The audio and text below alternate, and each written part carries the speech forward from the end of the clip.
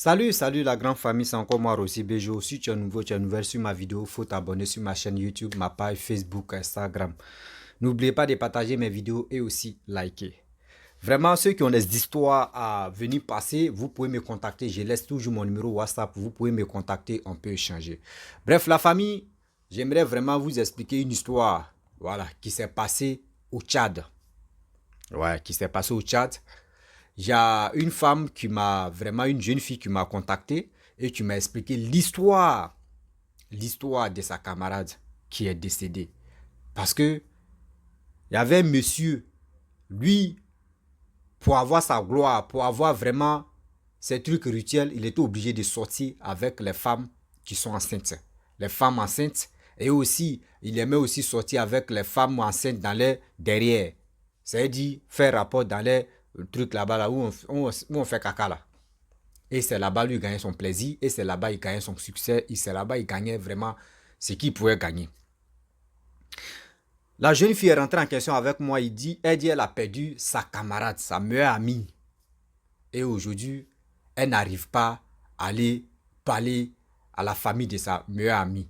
Parce que l'histoire que je vais vous expliquer, mais l'histoire, prenez le temps d'écouter jusqu'à la fin pour mieux comprendre. L'histoire s'agit de quoi et le pourquoi aujourd'hui elle demande de l'aide. Si vraiment elle peut aller vraiment dire la vérité à les parents de sa camarade qui est décédée, ou oui ou non. Donc la question reste posée d'abord bien avant que je vais rentrer dans le but du sujet. Elle dit, elles étaient vraiment jeunes filles. Vraiment, les rêves, c'était quoi? Les rêves, c'était gagner un bon mogo, un bon mari, etc. etc. Mais elle n'a pas eu la chance.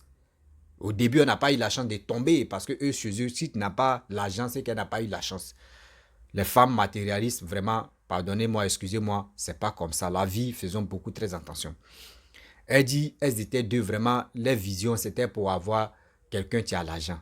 Mais elle est tombée si le grand frère de sa meilleure amie, elle est sortie avec le grand frère de sa meilleure amie. Et dans ça, sa meilleure amie, genre comme sa belle a croisé un monsieur qui est vachement riche, qui a vachement l'argent, qui s'occupait de la famille, qui s'occupait même de tout le monde. Or, la fille, elle partait pas à l'école, mais elle avait déjà fini ses écoles. Bon, si elle dit fini, elle s'arrêtait en classe de, je peux dire, choses comme à l'université, et puis elle a arrêté. Mais ce sont ses petits frères, petites soeurs qui n'y avaient pas de moyens pour que les gens puissent continuer les études. Parce qu'elles ont perdu les parents, elles ont perdu les papas, mais maman, elle s'est débrouillée, elle vend galette.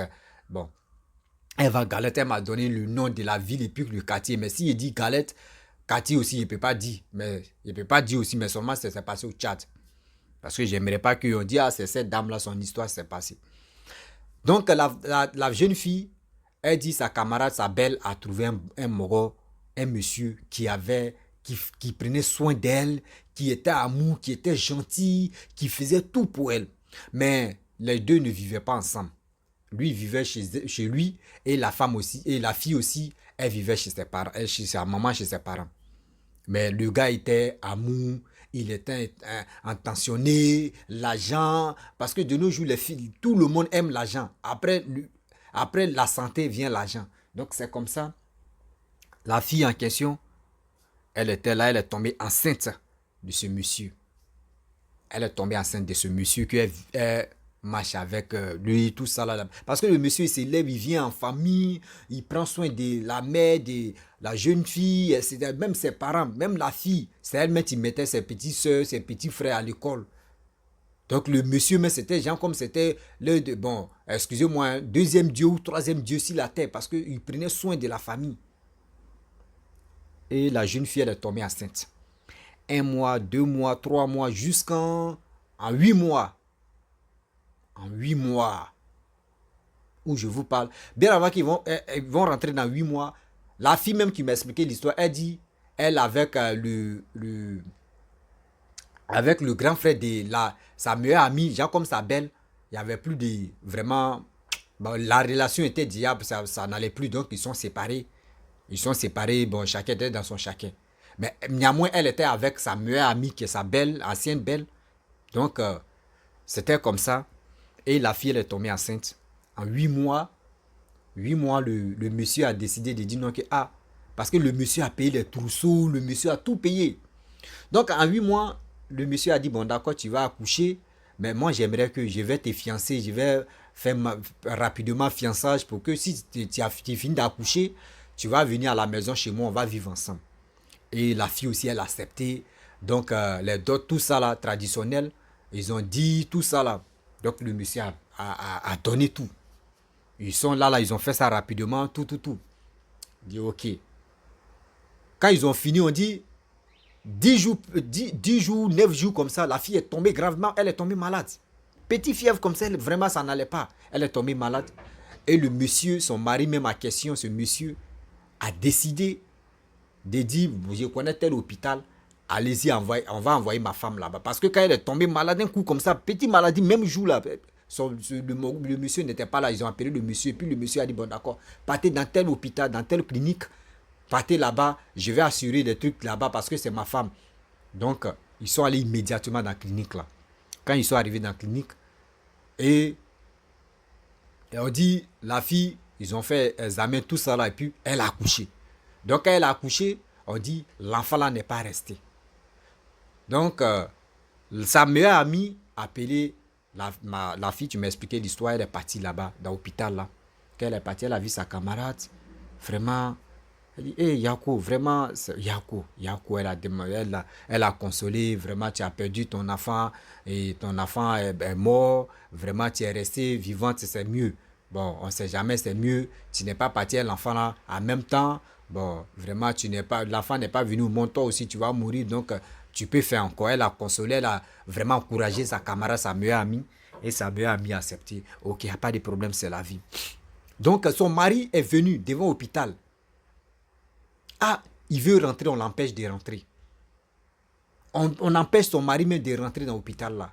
Il dit, mais c'est ma femme qui a accouché. On dit, ah, tu ne peux pas rentrer. Ils l'ont bloqué même. Et la fille en question, c'est mec qui a accouché là, elle est descendue. Et elle allait dire non que c'est mon mari, il n'a qu'à rentrer. Et le monsieur est rentré à l'hôpital en question. Et quand le monsieur est rentré, avec la femme, s'il lit d'hôpital, le monsieur a commencé à pleurer. Quand on lui a dit que ton enfant est décédé, elle a commencé à pleurer.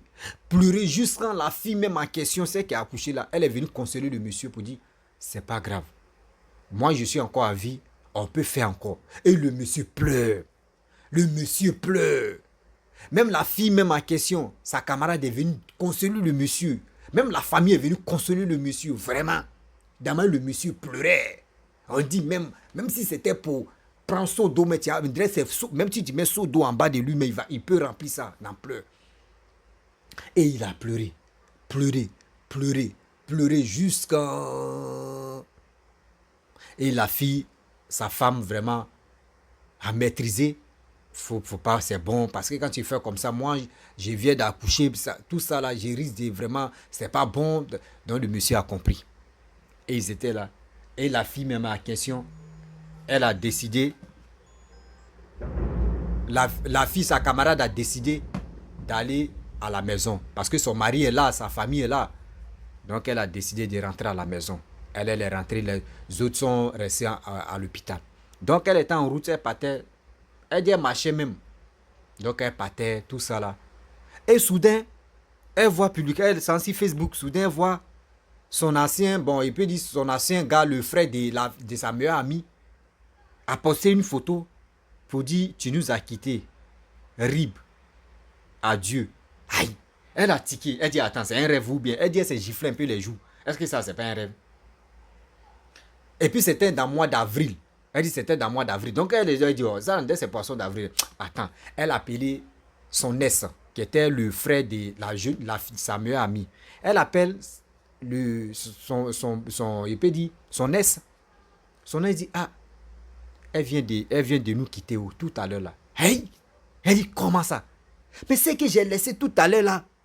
Mais mais qu'est-ce qui s'est passé? Elle s'est retournée à l'hôpital. Et elle arrive à l'hôpital. On dit, côté papa, côté maternel et côté paternel, D'autres accusent l'autre, c'est vous êtes le sorcier, vous êtes les sorciers, c'est vous avez tué notre fille, c'est vous avez tué notre fille. Donc entre deux familles en train de se parler, et le monsieur en train de pleurer. Et le monsieur, jusqu'à tellement il pleure, mais les deux familles viennent consoler encore le monsieur. Ouais, on peut faire ça. Jusqu'à la jeune fille même, sa camarade est venue prendre le monsieur pour dire, hé, moi-même, je suis ici dépassé. Maintenant, les deux familles s'accusent maintenant. C'est toi qui as tué, c'est vous avez tué, vous avez tué. Jusqu'en, etc., etc. Et ils sont quittés à l'hôpital, ils ont envoyé la fille à la morgue. Hein? Ils ont envoyé la fille à la morgue. Et les préparations, les préparatoires comment on dirait, pour l'enterrement se préparaient. Et la jeune, sa camarade qui est là, à chaque fois, elle venait à la maison, cour familiale, pour venir vraiment consoler la vieille, consoler vraiment. Et sa maman, la fille même qui est morte, sa maman dit à sa camarade, ah, ta soeur là vraiment, elle me fatigue. Elle vient en rêve. Elle vient même, quand elle vient, elle pleure. Au lit de mon cheveu, lit de mes trucs, à côté de mon lit, elle pleure. Elle pleure. Moi, mais je ne comprends pas. Pardon, je lui demande pardon à quand elle s'est reposée. Mais ils ne l'ont pas encore enterré. C'est parce qu'ils ne l'ont pas encore enterré qu'elle fait ça. Elle dit, ok, maman, vraiment, si tu veux dormir, il faut prier. Faut prier, tu vas le dire n'a qu'à se reposer. Que toi, quand elle vient là, vraiment, ça t'empêche de dormir. Toi-même, tu n'es pas à l'aise. Et dans ça, jusqu'à le jour de l'enterrement arrivé, ils ont enterré la fille. Et la fille en question, elle aussi, elle n'est plus avec le frère de la fille qui est décédée là. Elle est allée chercher son mogo, son autre nouveau mogo. Ils étaient ensemble. Donc, dans ça, elle marchait. Et dans ça, elle est tombée enceinte aussi. La fille, même l'autre aussi, elle est tombée enceinte. D'un autre mogo. Donc, le monsieur que sa femme est décédée là, un jour, parce qu'ils étaient en contact là, et le monsieur l'appelle pour dire, ah, je veux te voir. Donc elle dit non que c'est le moro, c'est un vieux mais il est âgé. Hein. Donc il peut dire c'est le mari de ma camarade là. Il va me faire quoi, c'est rien. Il sait déjà que je suis déjà en couple avec quelqu'un là. Et elle arrive chez le monsieur. Le monsieur dit, ah, faut rentrer au salon. Et elle est rentrée. Le monsieur dit, ah, je vais te voir dans la chambre. Elle dit, ah, il y a quoi dans la chambre? Il dit, non, je vais te viens dans la chambre. Le monsieur dit, bon, il n'y a pas de problème que c'est le copain de mon meilleur ami qui est décédé là. Donc, ce n'est rien. Il ne va pas me faire quelque chose. Et puis, d'ailleurs, même, il voit que je suis enceinte là. Donc, il ne peut rien faire quelque chose. Donc, elle est rentrée. Elle dit, par curiosité, elle veut mieux comprendre parce que, à fait de la mort de sa camarade, c'était genre comme mystère. Tout le monde s'est posé des questions. Mais qu'est-ce qui s'est passé? Et puis aujourd'hui, tout le monde se posait des questions. Donc, elle veut mieux comprendre. Parce que le Mogo, elle a commencé à soupçonner que ce Mogo-là, vraiment, il y a un truc, vraiment, ça n'allait pas. Et par curiosité, elle allait chez le gars. Elle est rentrée dans la chambre du gars. Et le monsieur lui dit, non, vraiment, j'aimerais te proposer quelque chose. La somme que tu veux, faut me dire, moi, je vais te donner. Elle dit, ok, comment ça? Il dit, non, que je veux vraiment, ce que tu veux, faut me dire la somme que tu veux, moi je vais te donner. Vraiment, j'ai besoin de ton service. Elle dit, faut me dire c'est quel service. Si je peux, je peux te rendre ça. Il dit non que oui, mes jours sont comptés, mais je veux mourir. Si je ne fais pas ça là, si tu ne me rends pas service, je vais mourir. Elle dit, aïe, pourquoi? Il dit non, j'ai appris que tu es enceinte, donc j'en profite en même temps parce que vraiment c'est toi ce que tu peux m'aider. Il dit, mais vas-y, va droit au but. Il dit non, que ce que tu veux, tu me dis, je vais te donner. Elle dit, ah, faut parler. Faut parler, mais il y a quoi? On est deux ici, non, faut parler. Il dit non, que je vais coucher, tu es enceinte déjà là, je vais coucher avec toi par ton derrière. Et qui? La dame dit, la fille dit, aïe, pourquoi? Il dit non, que mes jours sont comptés. Si il ne fait pas ça, il doit coucher avec une femme enceinte par son derrière, sinon je vais mourir. C'est là la fille qui a dit, mais comment? Tu sais que je suis enceinte? Et puis, mais pourquoi je vais sortir avec toi? Tu es là, je peux dire, tu es le mari de ma meilleure amie. Je peux dire, de ma belle, ancienne belle. Comment tu peux faire les choses comme ça? Il demande pardon à la fille. Non, c'est qui tu veux. Actuellement, mes jours sont comptés. La fille dit, bon, d'accord. Est-ce que je peux te poser une question? Si vraiment tu me réponds sincèrement, il dit, vas-y. Donc, la fille dit, bon, tu as fait quoi à ma camarade, à ma soeur, et aujourd'hui elle n'est plus en vie. Il faut me dire la vérité. Et c'est là, le monsieur a dit, il a remué sa tête, il ne veut pas parler. Elle a dit, il faut me dire la vérité, et puis c'est qui tu veux, moi je vais t'aider. Et le monsieur a dit, c'est pas tout. C'est pas tout on dit. J'étais obligé de le faire. Et c'est là quand il a dit, j'étais obligé de le faire, et c'est là, elle a compris que le monsieur, il sort avec les filles enceintes pour prendre sa gloire, pour prendre sa richesse. Et c'est là la fille a dit, non, moi je ne peux pas le faire. Moi je ne peux pas le faire. Et le monsieur a commencé à demander pardon. Donc le monsieur lève ce jour, genre comme il veut prendre en force la fille, elle était enceinte là. Elle dit, il y a un chat qui a commencé à miauler. Bon, quand on dit miauler, bon, c'est-à-dire le chat a commencé à crier. Miaou, miaou, miaou. Si devant la porte, gratter la porte. Lui-même, il se pose la question où le chat l'a quitté. Jusqu'à la femme, elle lui demande, la jeune fille lui dit, tu as un chat ici. Il dit non, que moi, il n'y a pas de chat. Donc, le chat a commencé à gratter la porte. Tellement que ça l'embrouillait, il ouvre la porte, c'était petit chaton comme ça.